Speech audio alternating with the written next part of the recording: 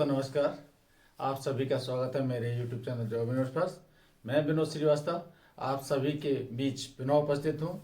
आज एक नए देश के प्रतिष्ठित मुख्य लीडर बैंक SBI बैंक में बहुप्रतीक्षित भर्ती जो क्लर्क लेवल की भर्ती जो कि ऑल ओवर इंडिया के जोन वाइज में पूरे डिटेल पूरी कौन से जोन में किस सर्किल में कितनी पोस्ट है और कि उसमें क्या क्या योग्यता है, कैसा पेपर है, कैसे पेपर होगा, क्या क्या क्या आ सकता है, क्या पैटर्न होगा, क्या क्या क्या निर्धारित योग्यता है, ये सब पूरी डिटेल जानकारी आपके बीच में लेके आया हूँ। तो दोस्तों आप मेरे इस वीडियो को शुरू से लेकर आखिर तक बने रहिए।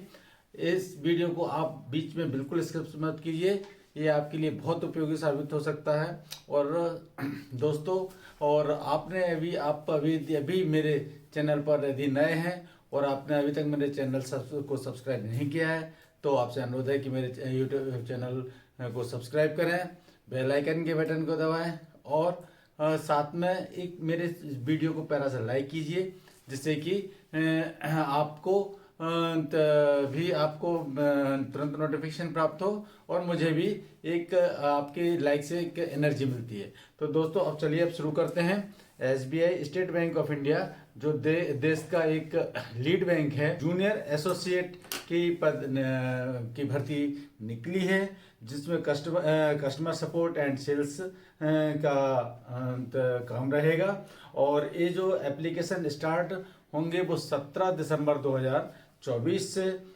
शुरू होंगे।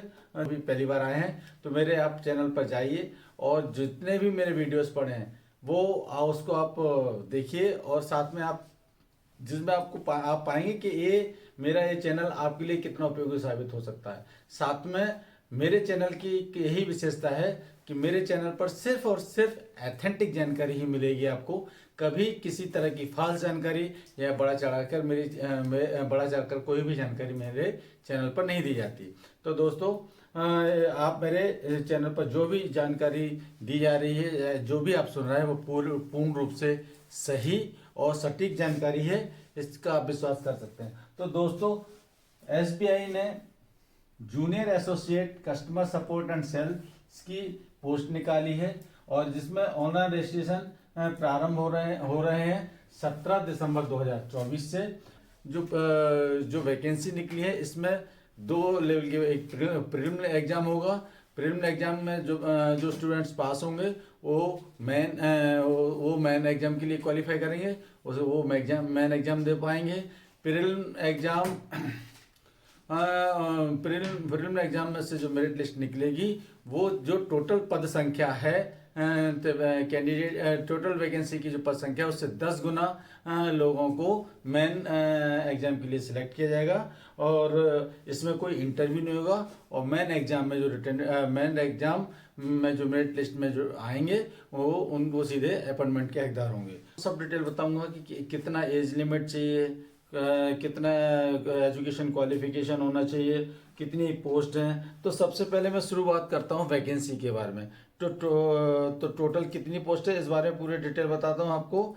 किस स्टेट में किस सर्किल में कितनी पद हैं इसके बारे में पूरा विस्तृत रूप से आपसे मैं चर्चा करता हूँ। तो सबसे पहले मैं आपको एक बताऊं कि टोटल जो पोस्ट हैं उसके बारे में आपको पूरी डिटेल जानकारी देता हूं।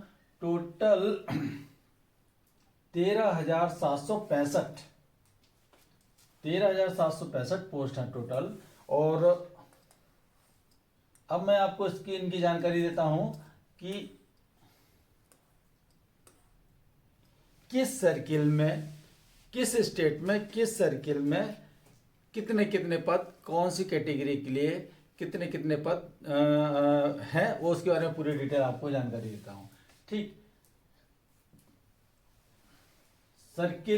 पहले मैं सर्किल वाइज आपको बताता हूं। टोटल जो SBI का सर्किल है वो सर्किल के पूरे नाम बता देता हूं मैं आपको कौन से सर्किल रहेंगे पूरे। अहमदाबाद सर्किल, देखिए सबसे पहले मैं बताता हूँ स्टेट। गुजरात स्टेट में अहमदाबाद, इसमें गुजराती लैंग्वेज होना चाहिए। इसमें आपको इसमें एससी के लिए 75 पोस्ट हैं, एसटी के लिए 160 पोस्ट हैं, ओबीसी के लिए 289 पोस्ट हैं, ईडब्ल्यूएस के लिए 107, जनरल के लिए 452। इस तरह से टोटल 1073 पोस्ट हैं गुजरात स्टेट में और अहमदाबाद सर्किल में, जिसमें कि गुजराती लैंग्वेज आनी चाहिए आपको। ठीक, इस तरह से इसी तरह आंध्र प्रदेश में, आंध्र प्रदेश स्टेट में अमरावती सर्किल में आपको इसमें तेलुगु या उर्दू लैंग्वेज आनी चाहिए आपको। इसमें एसटी के लिए 8, एससी के लिए 8, एसटी के लिए 3, ओबीसी के लिए 13, ईडब्ल्यूएस के लिए 5, जनरल के लिए 21, टोटल 50 पोस्ट हैं। इसी तरह कर्नाटका स्टेट में बेंगलुरु सर्किल में आपको कन्नड़ भाषा आना आवश्यक है। इसमें एससी के लिए 8, एसटी के लिए 3, ओबीसी के लिए 13, ईडब्ल्यूएस के लिए 5, जनरल के लिए 21, टोटल इस तरह से टोटल 50 पद हैं। इसी तरह मध्य प्रदेश स्टेट में भोपाल, मध्य प्रदेश स्टेट और छत्तीसगढ़ स्टेट में भोपाल सर्किल में इसमें हिंदी लैंग्वेज आपको आना जरूरी है। इसमें एससी के लिए 197, एसटी के लिए 263, ओबीसी के लिए 197, ईडब्ल्यूएस के लिए 131, जनरल के लिए 529। इस तरह से टोटल 1317 यानी 1317 पद हैं मध्य प्रदेश के लिए, और छत्तीसगढ़ के लिए 483 पद हैं, जिसमें के लिए जनरल के लिए 196, ईडब्ल्यूएस के लिए 48, ओबीसी के लिए 28, एसटी के लिए 154, एससी के लिए 57। ठीक, इस तरह से मध्य प्रदेश में टोटल मिला के आपको 1800 पद हैं। मध्य प्रदेश और छत्तीसगढ़ में टोटल 1800 पद हैं। और इसी तरह उड़ीसा स्टेट में भुवनेश्वर सर्किल में उड़िया आना आवश्यक है। इसमें एससी के लिए 57 पोस्ट है, एसटी के लिए 79, ओबीसी के लिए 43, ईडब्ल्यूएस के लिए 36, जनरल के लिए 147। इस तरह से टोटल 362 पद उड़ीसा भुवनेश्वर के लिए है। और इसी में अब आपको मैं बताता हूँ हरियाणा स्टेट में चंडीगढ़ और न्यू दिल्ली आती है। इसमें हिंदी या पंजाबी एक भाषा आना आवश्यक है। इसमें एससी के लिए 57 पद हैं, एसटी के लिए कोई पद नहीं है, ओबीसी के लिए 82, ईडब्ल्यूएस की 30, जनरल के लिए 137। इस तरह से 306 पद हैं। ठीक, इसी तरह जम्मू कश्मीर में उर्दू या हिंदी में से कोई लैंग्वेज आना चाहिए। और 11 पद हैं एससी के लिए, एसटी के लिए 115, ओबीसी के लिए 38, ईडब्ल्यूएस के लिए 14, जनरल के लिए 63। इस तरह से टोटल 141 जम्मू कश्मीर उत्तराखंड में के टोटल पद हैं। तो दोस्तों इसी तरह मैं स्टेट वाइज आपको और बताऊं तो देखिए, चंडीगढ़ में हिंदी या पंजाबी से कोई एक लैंग्वेज आनी चाहिए। इसमें टोटल 32 पद हैं। लद्दाख उत्तराखंड में उर्दू या लद्दाखी या भूटी बूधी, इस तरह से टोटल में से कोई एक भाषा आनी चाहिए आपको। इसमें टोटल 32 पद हैं। पंजाब में टोटल 569 पद हैं, जिसमें 229 जनरल के लिए है, 56 ईडब्ल्यूएस के लिए, ओबीसी के लिए 119 है, एसटी के लिए कोई पद नहीं है, और एससी के लिए 165 पद है। इसी तरह तमिलनाडु और पुडुचेरी में तमिल आना आवश्यक है आपको भाषा में। इसमें टोटल 336 पद हैं चेन्नई में। और तेलंगाना स्टेट के हैदराबाद सर्किल में टोटल 342 पद है। और राजस्थान में हिंदी आवश्यक है, इसमें 445 पद है जयपुर सर्किल के लिए। इसी तरह वेस्ट बंगाल अंडमान निकोबार आइलैंड में टोटल 70 पद है, इसमें कोलकाता सर्कल लगता है। इस तरह से टोटल आपको इस उत्तर प्रदेश में टोटल 1894 पद हैं। इसमें हिंदी या उर्दू को एक भाषा आना आवश्यक है। इसमें 516 जनरल के लिए है, 115 ईडब्ल्यूएस के लिए, 313 ओबीसी के लिए, 104 एसटी के लिए, 115 आपको 115 एससी के लिए। ये महाराष्ट्र क्षेत्र में आती है। इसी तरह आपको गोवा, दिल्ली, उत्तराखंड में आपको 316, 346, 20 पद है। असम में 311 है, मणिपुर में 55 है। ये नॉर्थ ईस्टर्न में लगता है। मेघालय 85 पद है, मिजोरम में 40 है, नागालैंड में 70 है, त्रिपुरा में 65 है। इसी तरह पटना में, बिहार स्टेट में और झारखंड स्टेट में एक सर्किल पटना लगता है, जिसमें इसमें बिहार में 1111 पद हैं और झारखंड में 676 पद हैं। और इसी तरह केरला और लक्षद्वीप में जिसमें जो सर्किल मतलब है, इसमें 426 पद है ना। इस तरह से टोटल 13,735 टोटल पद निकले हुए हैं, जिसमें 5,870 पद जनरल के लिए हैं, 1361 पद ईडब्ल्यूएस के लिए है, 3,001 पद ओबीसी के लिए है, 1385 पद एसटी के लिए है और 2118 पद एससी के लिए है। इस तरह से टोटल 13,735 पदों के लिए वैकेंसी निकली है। दोस्तों ये बहुत अधिक पद हैं और इन पदों का सबसे बड़ा है कि स्टेट वाइज निकली है।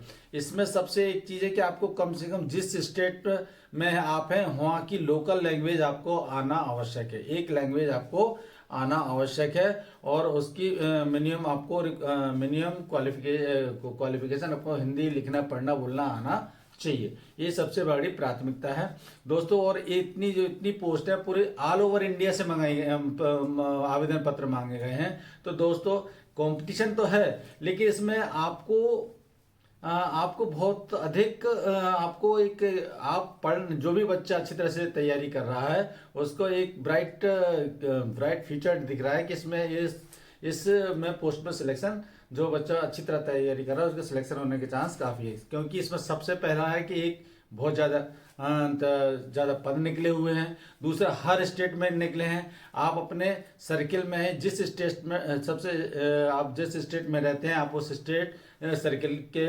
अधीन आप फॉर्म भरें और आप अपनी लोकल लैंग्वेज, जहाँ पर आपकी लैंग्वेज अच्छी है वहाँ के हिसाब से फॉर्म भरें। ये सब चीज़ों को ध्यान में रखते हैं और सबसे बड़ी बात है इसमें सिर्फ मेरिट की बेस पे सिलेक्शन होना है और इसमें इंटरव्यू नहीं होना है। तो दोस्तों आप अपनी अच्छी तैयारी करें और आप इसमें अवश्य सफल हो सकते हैं, ऐसा मेरा पूर्ण विश्वास है। चलिए अब आगे बात करते हैं, इसके बारे में पूरी डिटेल जानकारी देते हैं। अभी मैंने आपको बताया कि टोटल कितने पद हैं ऑल ओवर इंडिया में और कहाँ कहाँ से लोग अप्लाई कर सकते हैं। तो सबसे पहले बेसिक ये है कि आप जिस स्टेट में रहते हैं, जिस सर्किल में रहते हैं, कोशिश करें कि आप वहीं पर अप्लाई करें, क्योंकि जहां पर आप एक बार अप्लाई करेंगे आपका सिलेक्शन होने के बाद आपका ट्रांसफर दूसरे उसमें नहीं हो पाएगा। इस चीज़ को ध्यान में रखिए। चलिए अब आगे बात करते हैं। सबसे पहले बात देखिए, मैंने आपको बताया ना, candidate has to opt the one language at the time of online application for local language test. एक, क्योंकि इसमें जब आप मेरिट में सिलेक्शन होगा तो उसका आप एक लोकल लैंग्वेज टेस्ट होगा, उस लोकल लैंग्वेज टेस्ट को पास करना आपको अनिवार्य है। यदि आप लोकल लैंग्वेज टेस्ट पास नहीं कर पाते हैं तो आप भले ही आप मेरिट में आ गए हो,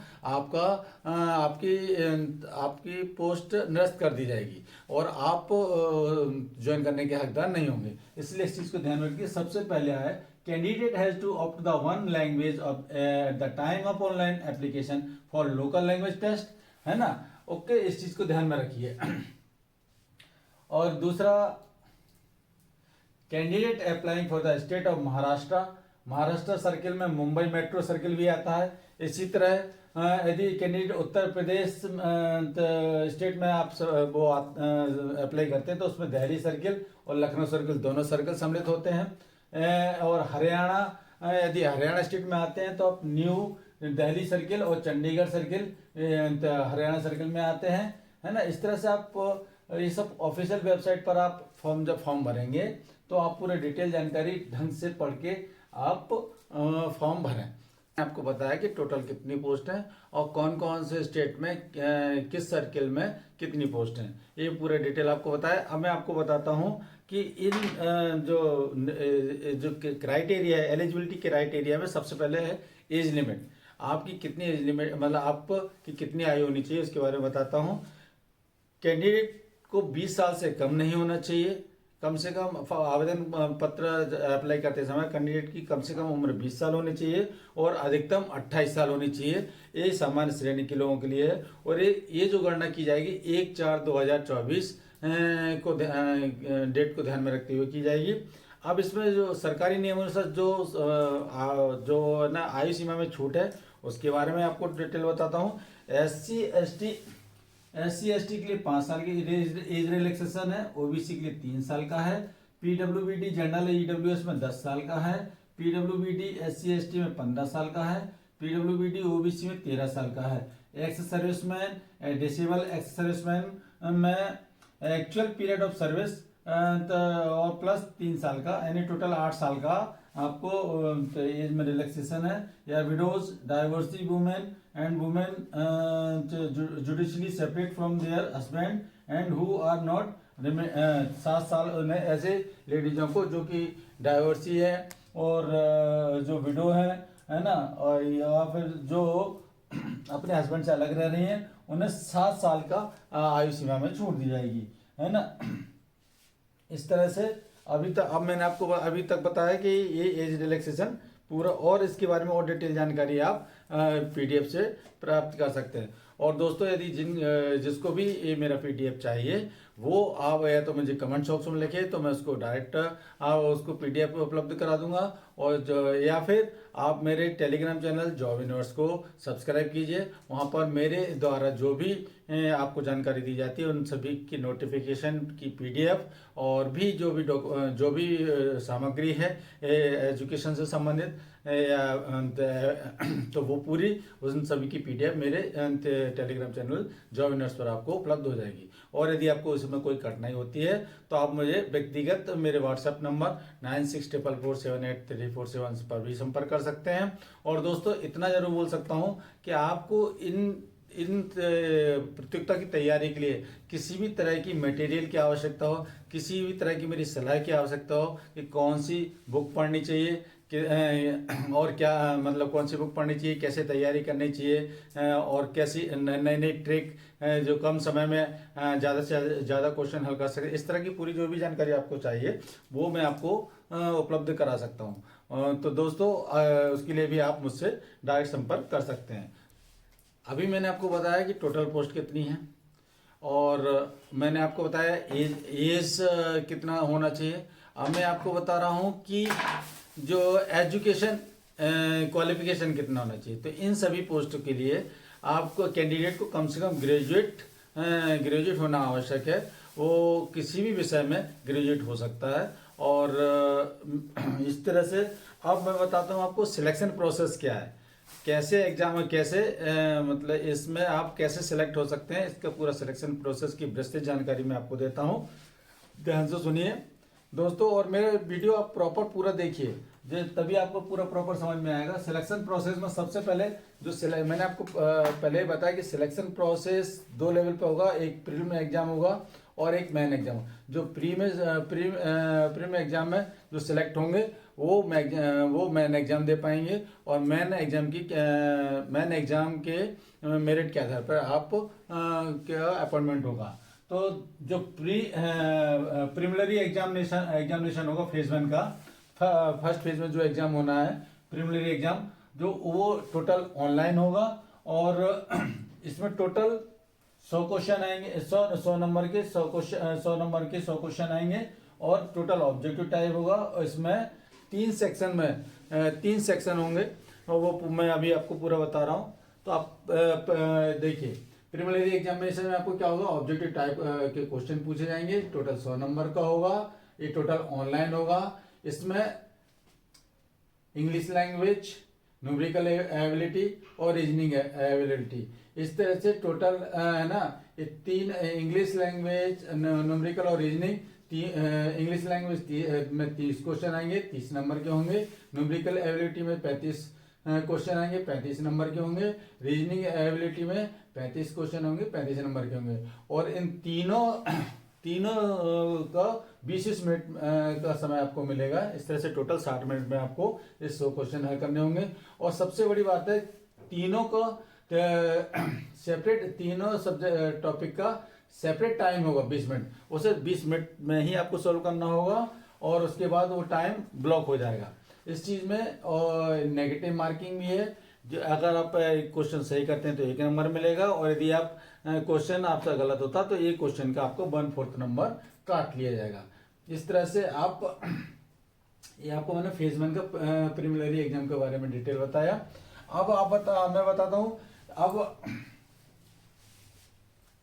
देखिए, इस एग्जाम में प्रिलिमिनरी एग्जाम में जो भी कैंडिडेट जितनी पोस्ट है, जितनी टोटल पोस्ट की वैकेंसी है स्टेट वाइज सर्किल वाइज, उसके जहाँ पर जिस तरह उसमें आपने सिलेक्ट हुए हैं उसी में उसके 10 गुना लोगों को मेंस एग्जाम के लिए सिलेक्ट किया जाएगा। और उसके बाद जो मेन एग्जाम होगा उसके बारे में आपको बताता हूँ पूरा। फेज 2 में जो मेन एग्जाम होगा वो भी टोटल ऑनलाइन ही होगा, इसके बारे में आपको पूर्व बताता हूँ। इसमें 4 लेवल रहेंगे। 4 लेवल में एक जनरल फाइनेंशियल अवेयरनेस के बारे में क्वेश्चन होंगे, जनरल इंग्लिश के क्वेश्चन होंगे, क्वांटिटेटिव एप्टीट्यूड के क्वेश्चन होंगे, और reasoning ability and computer aptitude के टेस्ट होंगे। इस तरह से टोटल 4 भागों में पेपर बटा होगा। और ये टोटल तो इसमें जो टोटल क्वेश्चन होंगे 190 क्वेश्चन आएंगे, और जो अधिकतम 200 नंबर का ये पेपर होगा। और इस पेपर को हल करने के लिए आपको 2 घंटे 40 मिनट का समय आपको मिलेगा। और इसमें भी यही है कि हर टॉपिक पर आपको टाइम फिक्स है। हर टॉपिक के लिए आपको 35 हर टॉपिक के लिए दो टॉपिक के लिए 35 मिनट, और 2 टॉपिक के लिए 45 मिनट आपको टाइम मिलेगा। किसको कितना मिलेगा मैं अब आपको पूरा डिटेल बताता हूँ। तो जनरल या फाइनेंशियल अवेयरनेस के लिए टोटल 50 क्वेश्चन आएंगे। ये 50 नंबर के होंगे। इसको हल करने के लिए आपको 35 मिनट का समय मिलेगा। और इसी तरह जनरल इंग्लिश के लिए 40 क्वेश्चन आएंगे, और 40 नंबर का ही होगा। इसके लिए आपको 35 मिनट का समय मिलेगा। क्वांटिटेटिव एप्टीट्यूड के लिए आपको 50 नंबर के 50 क्वेश्चन आएंगे, 50 नंबर का पेपर होगा, 50 नंबर का होगा, और इसको 45 मिनट में कंप्लीट करना होगा। या रीजनिंग एबिलिटी के और कंप्यूटर एप्टीट्यूड के लिए 50 क्वेश्चन होंगे, 60 नंबर के होंगे, और इसे भी 45 मिनट में पूरा करना होगा। इस तरह से टोटल 2 घंटे 40 मिनट मिलेंगे आपको। और मैं आपको बता रहा हूँ, इसमें भी वही है कि 1/4 माइनस मार्किंग रहेगी क्वेश्चन की, कि यदि आप गलत करते हैं तो 1/4 नंबर कटेगा, और यही आंसर क्वेश्चन का सही एक नंबर आपको मिलेगा। अब मैं आपको एक बार सेंटर के बारे में बता देता हूँ। अभी मैंने आपको बताया था सिलेक्शन प्रोसेस, है ना, कि कैसा मतलब प्रीलिमिनरी एग्जाम फर्स्ट स्टेज का पेपर क्या होगा, फिर सेकंड स्टेज का पेपर क्या होगा, कैसे होगा, और कितने नंबर का होगा। तो ये सब मैंने आपको बता दिया। अब मैं आपको बताता हूँ सेंटर के बारे में। जो एग्जाम सेंटर रहेगा, वो एग्जाम सेंटर स्टेट वाइज में आपको बता देता हूँ। जो मीडियम होगा उसका, उस सेंटर के अलावा जो मीडियम होगा, कौन से स्टेट में कौन से मीडियम का पेपर होंगे वो बता रहा हूँ आपको। अंडमान एंड निकोबार में हिंदी या इंग्लिश में होगा, आंध्र प्रदेश में हिंदी इंग्लिश तेलुगु उर्दू में होगा, अरुणाचल प्रदेश में इंग्लिश हिंदी में होगा, आसाम में इंग्लिश हिंदी असमी बंगाली में होगा, बिहार में इंग्लिश हिंदी उर्दू, छत्तीसगढ़ में इंग्लिश हिंदी, चंडीगढ़ में English Hindi Punjabi, Delhi English Hindi, Goa English Hindi Konkani, तो गुजरात में English Hindi Gujarati, Haryana English Hindi Punjabi, Himachal Pradesh English Hindi, Jammu Kashmir English Hindi Urdu, Jharkhand English Hindi, Karnataka English Hindi Kannada, Kerala English Hindi Malayalam, Ladakh English Hindi Urdu, Lakshadweep English Hindi Malayalam, Madhya Pradesh Hindi English, Maharashtra English Hindi Marathi, Manipur English Hindi Manipur, Meghalaya English Hindi, और Mizoram English Hindi.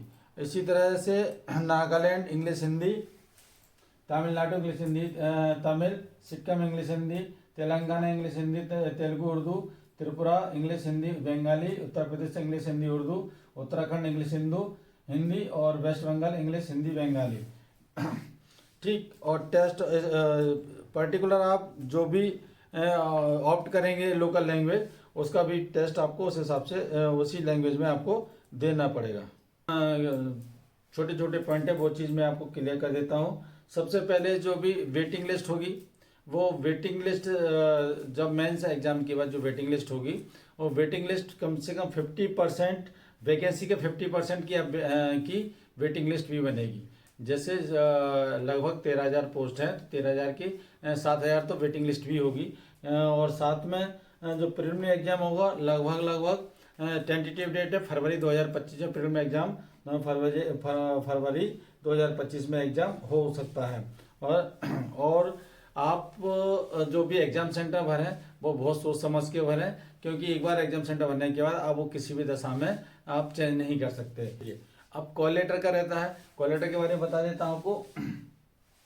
Preliminary exam में the candidate should download their call letter and एक्वेशल booklet for entering their registration number and password, date of birth from the bank of website पर डाल, मतलब आप registration number और password डालकर या फिर आप पेपर के 10 दिन पहले से आप कॉल लेटर डाउनलोड कर सकते हैं। और प्रोविजनरी पीरियड रहेगा, जो भी कैंडिडेट सेलेक्ट होंगे उनका 6 महीने का 6 महीने का प्रोविजन पीरियड भी रहेगा। अभी बता को बात रह गई है वो कि एग्जाम फीस, इस एग्जाम में किसको कितनी फीस चुकानी पड़ेगी इसके बारे में आपको बता देता हूँ। Application fees SC ST PWD ex diversity, इन सब के लिए किसी को भी कोई आवेदन शुल्क नहीं देना, मतलब नील इनका आवेदन पत्र आवेदन जनरल OBC और EWS वालों के लिए आवेदन की फीस है, आवेदन पत्र की 750 रुपये फीस रखी गई है। ठीक, और पूरा डिटेल आ गया कि जनरल OBC और EWS इनको 750 रुपये फीस है, और SC ST PWD या तैयारशुदा महिला एक्स विडो इनको कोई आवेदन शुल्क नहीं देना है। अब बात करते हैं कि हाउ टू अप्लाई, आपको फॉर्म कैसे भरना है पूरा वो उसके बारे में आपको बताता हूँ। सबसे पहले आपको करना है क्या है कि टोटल ये जो फॉर्म भरे जाएंगे टोटल ऑनलाइन भरे जाएंगे, इसमें किसी भी तरह की कोई ऑफलाइन किसी भी तरह कोई फॉर्म नहीं भरे जाएंगे, ना कोई पत्राचार किया जाएगा। आप सबसे पहले जो संस्था की वेबसाइट है SBI/वेब कैरियर्स करेंट ओपनिंग पे जाएं, या फिर www.sbi.co.in/web carriers current openings recruitment of junior associate 2024 पर क्लिक करें। तो फॉर्म पर जब आप साइट पे जाएं उससे पहले कुछ गाइडलाइन बताना चाह रहा हूँ। उसके लिए आप सबसे पहले क्या किए, सबसे पहले क्या क्या स्कैन करके आपको रखना है, photograph, signature, left hand thumb impression, hand writing declaration and SBI apprenticeship certificate यदि आपके लिए एप्लीकेबल हो रहा हो तो इनको पहले आप सबको स्कैन करके आप अपने PC पर स्कैन करके डाउनलोड कर लें। उसके बाद फिर आप बैंक की साइट bank.sbi/careers/current opening या फिर www.sbi.co.in/careers/current opening पर रिक्रूटमेंट ऑफ जूनियर एसोसिएट पर जाए और पूरा एप्लीकेशन केयरफुली तरीके से भरें, और जो उसमें जानकारी मांगी गई है वो पूरी जानकारी अच्छी तरह से पूरी सही जानकारी भरें। यदि आपकी तरह से कोई गलती होती है तो आपका आवेदन रद्द कर दिया जाएगा। और ये सब पूरा फॉर्म भरने के बाद जब प्रिंट मार रहे हैं तो उसके बाद आप उसके प्रिंट आउट आप लेके अपने पास रख लें। और अब एग्जाम सेंटर बहुत हैं, और एग्जाम सेंटर की इस पर आपके साथ अगर वीडियो में एग्जाम सेंटर के नाम बताऊंगा तो काफ़ी लंबी वीडियो हो जाएगी। तो इसके लिए आपको मेरे को सिर्फ ये बताओ कि 45 स्टेट में हर स्टेट में कुछ शहरों के सेंटर्स हैं, तो जो आपके नियरेस्ट है और आपके स्टेट में जो भी नियरेस्ट है आपको सलाह यही दूंगा कि आप नियरेस्ट सेंटर को ही अप्लाई करें, और जिससे कि आपको आने जाने में असुविधा नहीं हो और आपका समय भी बचे। ठीक है, तो दोस्तों इस चीज़ को ध्यान में रखते हुए आप मतलब ये सब जो सेंटर भरते हैं उसको बड़ा ध्यान में रख के भरते हैं, जिससे कि आपका समय भी बेवजह खराब नहीं हो, आपका पैसा भी खराब नहीं हो, साथ में आपको बेवजह की तकलीफें भी नहीं हो। तो दोस्तों सेंटर भरते समय बहुत एहतियात बरतें ना, बहुत सोच समझ के ही आप सेंटर को भरें। दूसरा, अब आपको मैं बात करता हूँ, देखिए अब मैं आपको पूरी तरह से ये बताना चाहूँगा कि एक ग्राफ के तौर पर मैं बताना चाहता हूँ हाउ टू अप्लाई। तो इसमें आपको देखिए हाउ टू अप्लाई में जाएंगे, सबसे पहले लॉगिन करें https://bank.sbi/web/careers/current opening, है ना। फिर स्क्रॉल डाउन करके उस पर click on the respective advertisement जो उसमें है उस पर क्लिक करें। डाउनलोड एडवर्टाइजमेंट, मतलब पहले उस एडवर्टाइजमेंट को डाउनलोड कर लें, ढंग से केयरफुली पढ़ लें, है ना। फिर ऑनलाइन पूरी डिटेल भरें और ऑनलाइन बिफोर फाइनल सबमिशन से पहले आप एप्लीकेशन को पूरा ढंग से देख लें, एक बार रिव्यू कर लें कि कहीं कोई अपनी गलत इन्फॉर्मेशन तो नहीं दे दी है। उसके बाद आप पूरा जब पूर्ण रूप से संतुष्ट हो जाए तभी आप उसको फाइनल सबमिशन का बटन दबाएं दोस्तों। और ये जो एक बार मैं आपको पुनः समरी बता देता हूं कि जो ऑनलाइन रजिस्ट्रेशन एप्लीकेशन फॉर्म भर रहे हैं वो 17 दिसंबर 2024 से भरे जा रहे हैं और ये आवेदन करने की जो अंतिम तिथि है वो 7 जनवरी 2025 है। तो दोस्तों और इसमें जो पोस्ट है टोटल वो 13,000 से ऊपर पोस्ट है। और उसमें जो इसमें जो फर्स्ट फेज का प्रीलिमिनरी एग्जाम होगा वो उसकी टेंटेटिव डेट फरवरी 2025 में होगी और उसका जो मेन एग्जाम होगा, सेकेंड फेज का जो एग्जाम मेन होगा वो मार्च या अप्रैल 2025 में होगा, जिसकी डेट की घोषणा अभी नहीं की गई है। तो इसमें जैसे ही डेट की घोषणा होगी मैं आपको पुनः इसका अपडेट दूंगा।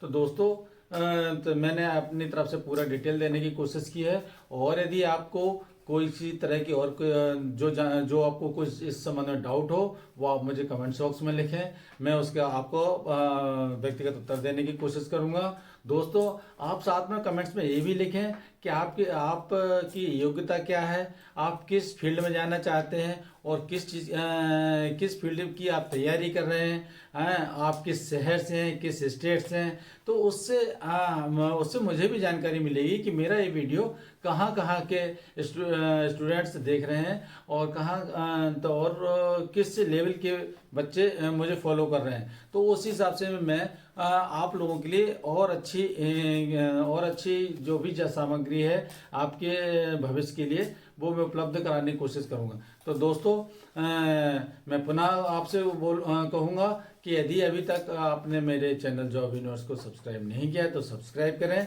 बेल आइकन के बटन को दबाएं और साथ में मेरे इस वीडियो को आप अपने दोस्तों और अपने ग्रुपों में भी शेयर करें जिससे कि उनको भी इस वीडियो का लाभ मिल सके। तो दोस्तों मिलते हैं अगले वीडियो में, तब तक के लिए नमस्कार।